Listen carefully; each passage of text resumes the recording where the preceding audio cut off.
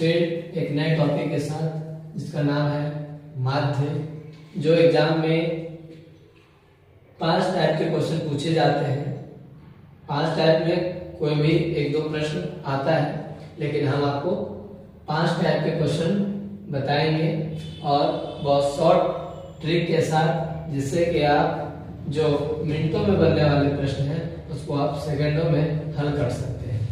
जैसा कि आप प्रश्न देख रहे हैं और उसके साइड से कुछ ट्रिक्स दिए गए हैं, उस ट्रिक्स को समझते हुए इन प्रश्नों को हल करेंगे।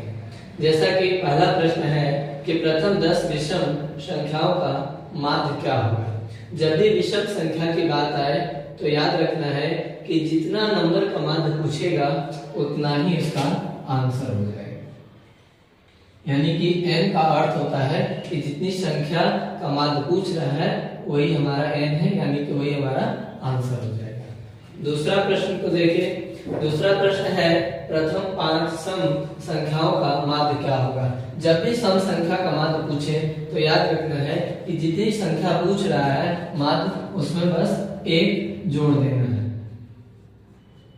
यानी कि इसका आंसर 6 हो जाएगा। तीसरा प्रश्न देखिए। तीसरा प्रश्न है प्रथम 8 प्राकृत संख्याओं का माध्य क्या होगा। प्राकृत संख्या का मतलब तो आप जानते ही हैं कि गिनती की सभी संख्याओं को प्राकृतिक संख्या कहते हैं। यानी कि 8 प्राकृतिक संख्या का माध्य जब भी पूछेगा तो 8 हमारा संख्या हो गया, उसमें 1 जोड़ देना है और 2 से डिवाइड कर देंगे, यानी कि 9/2 काटेंगे तो 4.5 आंसर इसका हो जाएगा। ये माध्य हो जाएगा। चौथा प्रश्न देखते हैं। चौथा प्रश्न थोड़ा सा डिफिकल्ट देखने में लग रहा है, लेकिन हम इसे इजी स्टेप में बनाने का कोशिश करेंगे। जैसे कि x, x+3, x+5, x+7 और x+10 का माध्य 9 दिया है तो x का वैल्यू पूछ रहा है।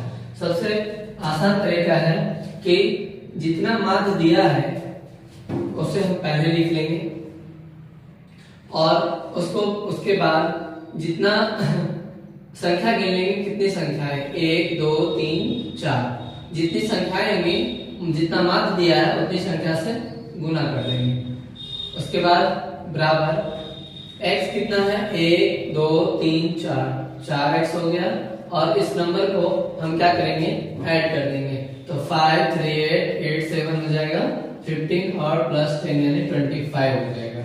फिर इसको हम आगे सॉल्व करेंगे तो ये कितना हो गया 9 चौको 36। 36 में से हम 25 को क्या करेंगे घटा देंगे। घटाने के बाद आएगा हमारा कितना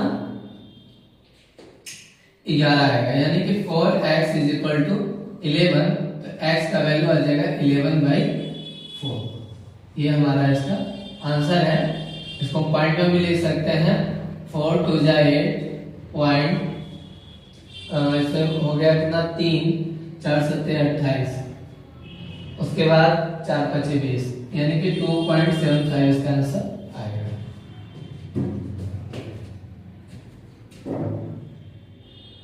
उसके बाद पांचवा और आखिरी प्रश्न बनाएंगे। पांचवा और आखिरी प्रश्न है कि 7 के प्रथम 5 गुणज का माध्य क्या होगा। तो हमने पढ़ा है कि गुणज का अर्थ होता है कि जितना नंबर दिया है उसका 5 मल्टीपल्स लिखना है। कैसे? इसका हम डायरेक्ट माध्य निकालेंगे। 7 को 5 बार मल्टीपल फॉर्म में लिखेंगे। 7 7 गुना, जैसे टेबल पढ़ते हैं उस तरह से लिखते रहेंगे। 7 गुना 14, 7 21, 7 चौको 28, 7 पचे 35 और जितना दिया है यानी कितना है 1 2 3 4 5, इसको हम सारे को ऐड कर देंगे। सभी को ऐड करेंगे तो हो जाएगा 14 7 21 दूना 42, 42 8 हो जाएगा 50 और 20 70, 70 और 30 100 5 100, 70 30 100 105, 105/5 डिवाइड करेंगे तो 5 गुना 10 5 एकम 5, इसका 21 आंसर आएगा। ये